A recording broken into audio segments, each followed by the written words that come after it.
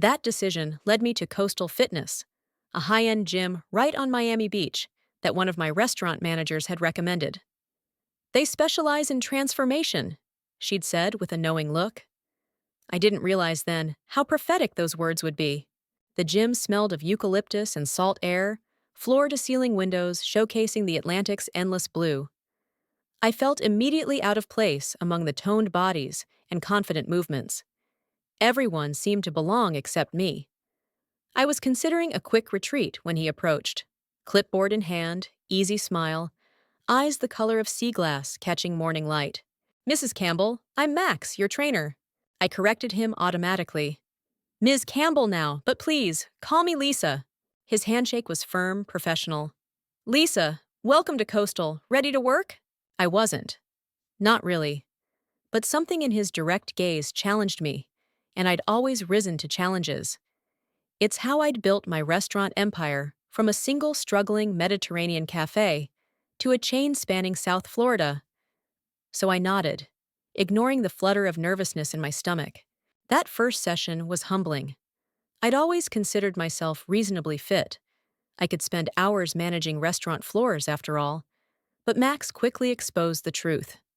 My core strength was non-existent, my flexibility laughable, my endurance a mere memory from my 20s. By the end, I was drenched in sweat, muscles quivering, pride thoroughly bruised. "Same time Thursday?" he asked, completely unfazed by my disheveled state. I should have said no. Should have found an easier path, a gentler trainer.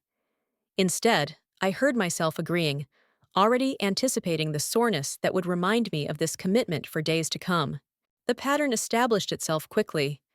3 sessions per week, each more challenging than the last. Max never allowed excuses, but he wasn't unkind.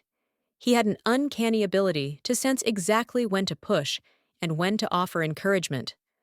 Sometimes I caught myself working harder, just to see the flash of approval in his eyes.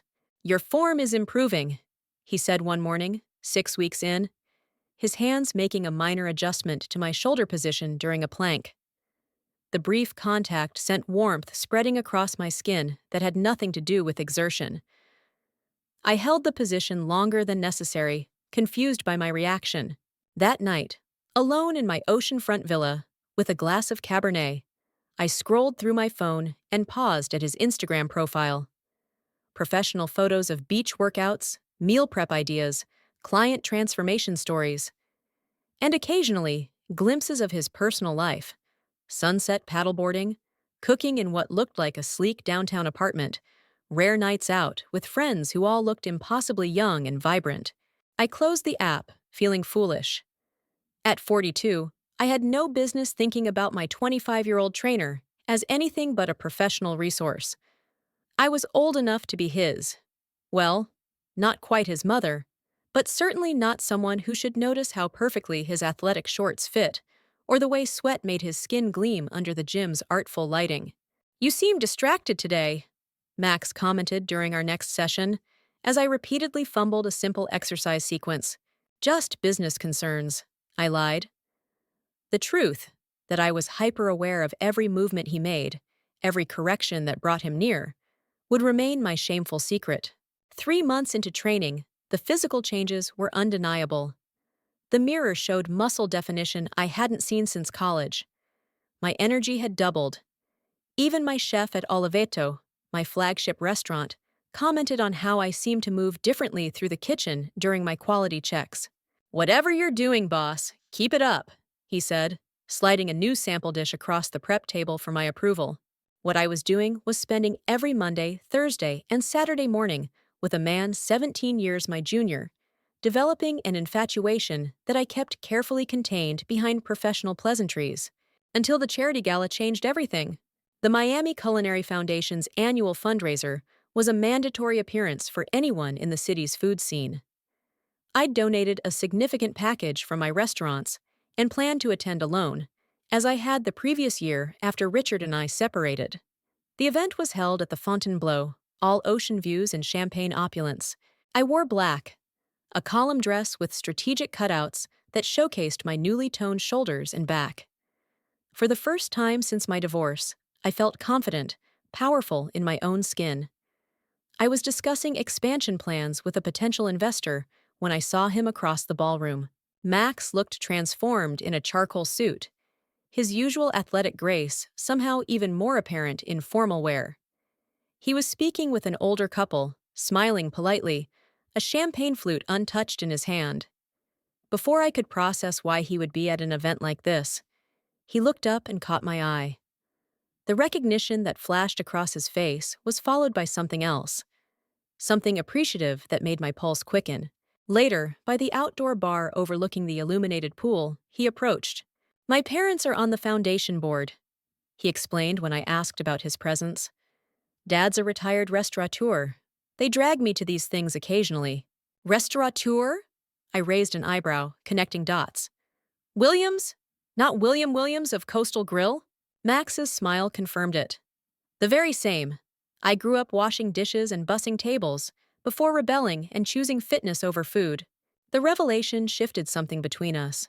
No longer just client and trainer, we were now members of the same industry family. We spoke about restaurant life, about growing up surrounded by the controlled chaos of kitchens, about the similarities between crafting a perfect menu and designing an effective training program.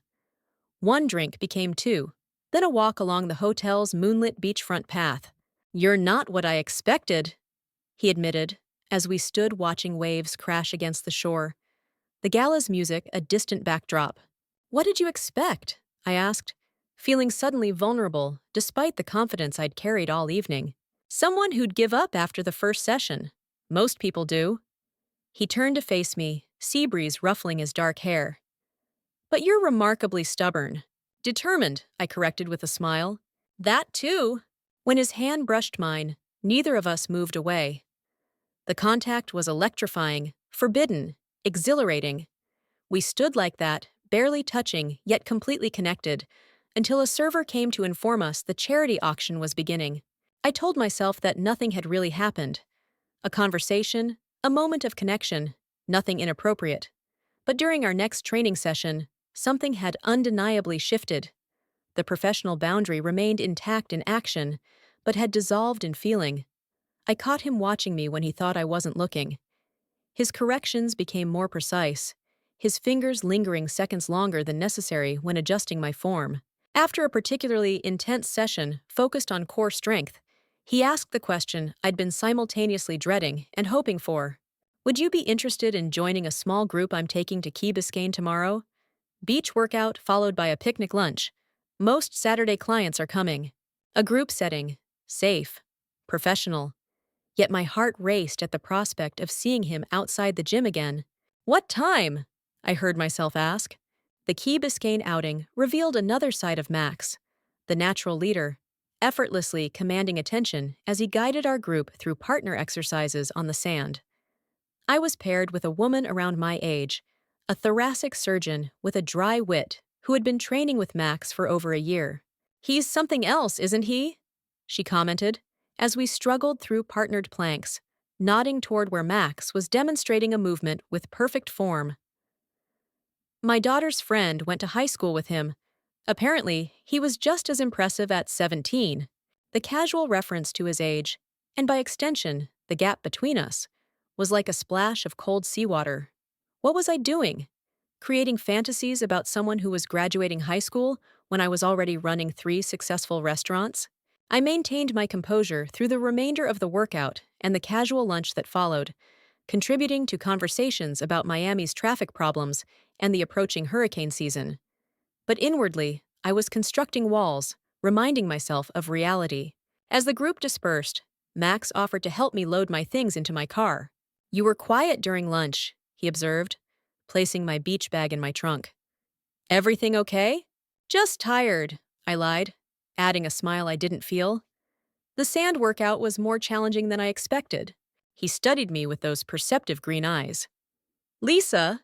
A group of tourists passed, momentarily surrounding us with chatter about dinner reservations and sunset cruises. When they moved on, the moment had broken. "I should go," I said quickly. "Thanks for today." The following week, I canceled our Monday session, citing an emergency at one of my downtown locations.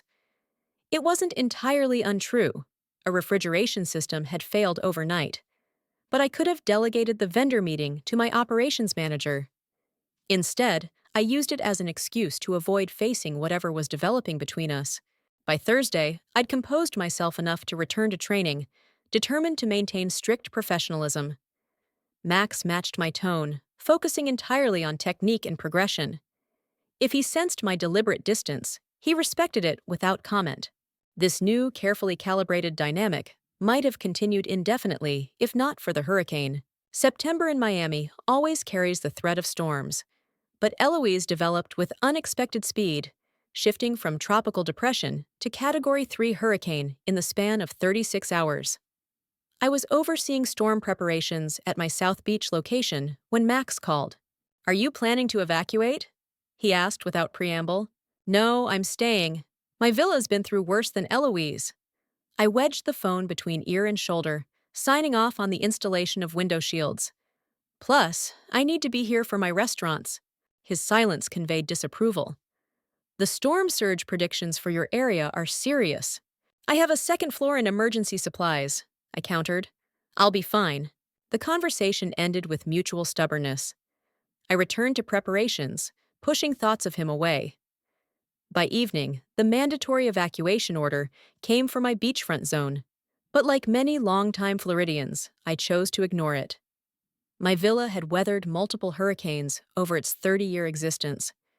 Eloise wouldn't be any different, except it was. By midnight, wind screamed around the house's corners, with a voice I'd never heard in previous storms.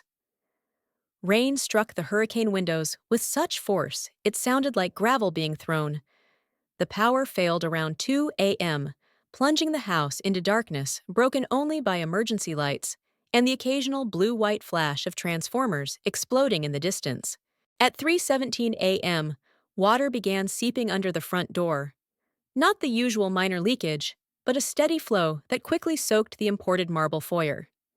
Within 20 minutes, 6 inches of seawater covered my first floor, shorting out electronics and ruining furniture. The storm surge was exceeding all predictions. I retreated upstairs with emergency supplies, my phone's battery at 43%, and no way to call for help even if services were functioning, which they weren't. As water continued rising downstairs, I watched Miami Beach transform into a churning ocean through windows designed to withstand impact, but not the apocalyptic scene unfolding outside. Dawn brought no relief. The storm's eye was still hours from passing, and the surge had claimed my entire first floor. I sat on my bedroom balcony, protected from the worst wind by the villa's architecture, watching debris float down what had been my street. Palm trees bent at impossible angles. A neighbor's jet ski drifted past, partially submerged. The knock on my second-floor terrace door nearly gave me a heart attack. Max stood there, drenched beyond recognition, wearing a professional-grade life vest over a wetsuit. Behind him bobbed a kayak, tethered to my balcony railing. I yanked the door open against the wind. "Are you insane?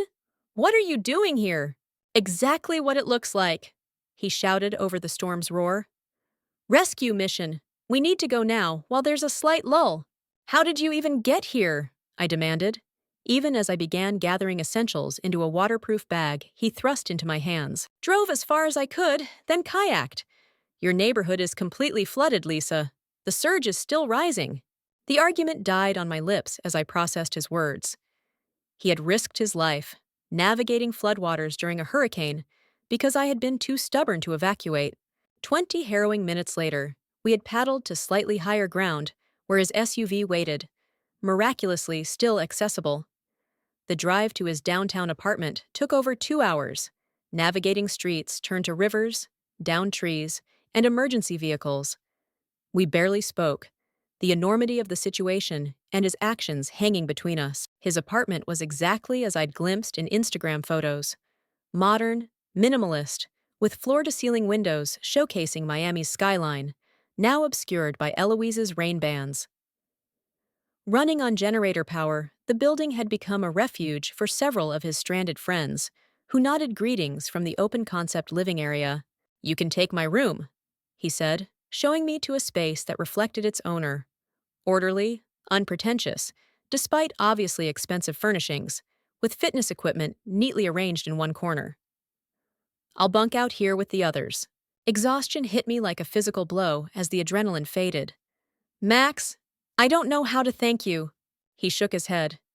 Get some rest. We'll talk when the storm passes. I slept for 14 hours straight, waking to a transformed world. Eloise had moved on, leaving devastation across South Florida. Through Max's windows, I could see flooding still covering parts of downtown. News reports confirmed what I already suspected. My beachfront neighborhood had been among the hardest hit. In the apartment's kitchen, Max and his friends were coordinating relief efforts via social media, arranging boat rescues for stranded residents, and organizing supply distribution points. He moved with the same focused efficiency I'd observed in the gym, now directed toward helping a city in crisis. Your restaurants? He asked when he noticed me watching from the doorway. Insurance will cover it, I said with a confidence I didn't entirely feel. The people are what matter. Everyone got out safely before the storm hit. Over the next 3 days, I joined their grassroots relief effort, using my business connections to secure donations from food suppliers and coordinating meal distribution to emergency workers and displaced residents. Max and I worked side by side. Our previous tension transformed into purposeful partnership. I watched him comfort elderly evacuees, problem-solve logistical nightmares, and work beyond exhaustion without complaint. On the fourth night, when his friends had departed for various volunteer shifts, we found ourselves alone in his apartment for the first time. Standing on his balcony, surveying a city struggling to rebuild, I finally asked the question that had been circling my mind since the storm. Why did you come for me? He didn't pretend to misunderstand. You know why? I need to hear you say it. Max turned to face me fully, Miami's partial blackout creating unusual darkness behind him. Because the thought of you in danger was unacceptable to me. Because I've been fighting how I feel about you for months, and the hurricane made everything else seem irrelevant. I'm 17 years older than you, I said, the words emerging as barely more than a whisper. I'm aware of basic math, Lisa. His smile softened the sarcasm. Do you think I haven't considered that? Analyzed it from every angle? I've dated women my age. It never works because they're still figuring out who they are. You know exactly who you are. And who is that? I challenged. A force of nature, driven, compassionate beneath that businesswoman exterior, stubborn to the point of nearly drowning rather than admit you might need help. He stepped closer. Someone I think about when you're not around. Someone who's gotten under my skin in a way I wasn't expecting. The confession hung between us, honest and unembellished. No flowery declarations, just truth. This would complicate everything, I whispered as he reached for my hand. Life is complicated, he countered. Denying what's real doesn't simplify anything. When his lips finally met mine, it felt inevitable, like the resolution of a tension that had been building since that first handshake at Coastal Fitness. His kiss was confident but questioning, giving me every opportunity to pull away. Instead, I drew him closer, weeks of suppressed attraction crystallizing into physical connection. Later that night, tangled in his sheets, reality reasserted itself in my mind. People will talk, I murmured against his chest. In this industry, gossip spreads faster than hurricane warnings. Let them, he said simply, tracing patterns on my bare shoulder. My parents raised me to pursue what matters, not what's convenient. And I matter? More than I expected, more than is probably wise. The honesty in his voice silenced my doubts, at least temporarily. The aftermath of Eloise created a strange bubble around our developing relationship. Amid the city's recovery efforts, our growing closeness seemed natural, unremarkable, compared to the dramatic reshaping of Miami's landscape. We moved from crisis response to reconstruction, both of the city and my storm-damaged properties. My beachfront villa was salvageable, but would require months of renovation. Without discussion, I began staying at Max's apartment, our living arrangement as unplanned as everything else between us. What might have been awkward under normal circumstances felt organic in post-hurricane chaos. It was only when life began returning to normal that the reality of our situation demanded acknowledgement. 6 weeks after Eloise, At the reopening celebration for my South Beach restaurant, a photo of us laughing together appeared on a local society blog, captioned with speculation about my remarkably young companion. My restaurant manager, Sophia, who had been with me since the beginning, placed her tablet in front of me the next morning. The article displayed. Anything you want to share, boss? I considered deflection, then opted for honesty. His name is Max Williams. Yes, he's younger. Yes, it's serious. She studied me for a moment, then nodded. He makes you smile. I haven't seen that in years. Not everyone was so accepting. Richard, my ex-husband, called after seeing the article, concern barely masking judgment in his voice. A trainer, Lisa? Half your age? Is this some kind of post-divorce crisis? He's 34% younger, not half, I corrected. And he's the son of William Williams, hardly a fortune hunter. The conversation deteriorated from there, ending with mutual frustration. Though Richard had no standing to comment on my personal life, his words echoed sentiments I sometimes whispered to myself in moments of doubt. Those doubts crystallized at Max's birthday celebration 2 months later. He had insisted on something small, dinner with his closest friends at a rooftop restaurant downtown. I arrived late, delayed by a supplier meeting, to find the gathering in full swing. They were all so young, not children certainly, successful professionals in their late 20s and early 30s, but undeniably from a different generation. Their casual references to college experiences that had occurred while I was already married, their easy familiarity with technology and social trends I observed as an outsider. I felt every one of my 42 years as I accepted a glass of champagne and weathered curious glances. Max introduced me as Lisa, without qualifiers, his arm resting comfortably around my waist. His friends were polite, inclusive, yet I couldn't shake the feeling of being an anthropologist studying a foreign culture. In the restaurant's bathroom, I found myself standing next to a young woman I recognized as Amber, Max's former classmate from fitness certification courses. He seems happy, she commented, applying lipstick in the mirror beside me. I hope so, I replied, suddenly self-conscious about the fine lines around my eyes that no expensive cream could completely erase. She capped her lipstick, turning to face me directly. Max has always been an old soul. Even in school, he was the one with 5-year plans and retirement accounts, while the rest of us were living paycheck to paycheck. She smiled, not unkindly. The age thing, it makes sense to anyone who actually knows him. Her words should have been reassuring. Instead, they highlighted the fundamental question I'd been avoiding. Was this sustainable? The rush of new relationship energy, amplified by hurricane drama, couldn't last forever. Eventually, we would need to navigate real life, family holidays, career trajectories, the simple realities of being at different life stages. Back at the table, watching Max laugh with his friends, I was seized by a sudden, irrational fear that I was stealing something from him. The chance to build a life with someone who could share his future completely. Someone who wouldn't be facing retirement as he reached his career peak. He sensed my withdrawal, of course. Later that night, in the quiet of our apartment, he confronted it directly. You disappeared at the restaurant, not physically, but... He gestured vaguely. Where did you go? I considered deflection, then remembered how bone-deep tired I was of inauthenticity after 15 years with Richard. I went to a future where I'm 60 and you're 43, where your friends see me as the old woman who's holding you back, where you wake up one day and realize you want children, and I'm well past that possibility. Max was silent for a long moment, his expression unreadable. Then he reached for his phone, pulled up his calendar, and handed it to me. What am I looking at? I asked, confused by the seemingly random date highlighted several weeks ahead. The day I'm getting a vasectomy, he said matter-of-factly.